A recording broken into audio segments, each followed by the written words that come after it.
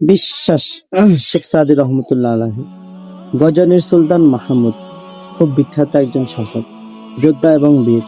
তার একজন সভাসদ ছিলেন খুবই বিশ্বস্ত, নাম তার হোসেন। প্রায় প্রতিদিনই সুলতানের সঙ্গে কোনো না কোনো বিষয় নিয়ে তার সলা পরামর্শ হতো। সেসব আলোচনা ছিল খুবই গোপনীয়। একদিন দীর্ঘক্ষণ ধরে আলোচনা চলছে সুলতান ও সভাসদ হোসেনের মধ্যে। আলোচনা শেষে হোসেন বেরিয়ে এলেন বাইরে। কয়েকজন লোক তাকে ঘিরে ধরল। সুলতানের সঙ্গে আপনার এতক্ষণ কি বিষয়ে পরামর্শ হলো? আমরা জানতে পারি কি?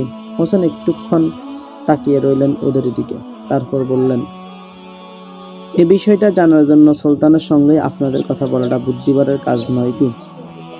লোকগুলো কিছুক্ষণের জন্য থমকে গেল। পরে একজন বলল, বুঝতে পেরেছি, আপনি বিষয়টি গোপন রাখতে চাইছেন আমাদের কাছে। হোসেন বলল, এটা তো পানির মতো সহজ বিষয়, গোপন রাখবো বললেই তো সুলতানের আমি এত বিশ্বাস ভাজন।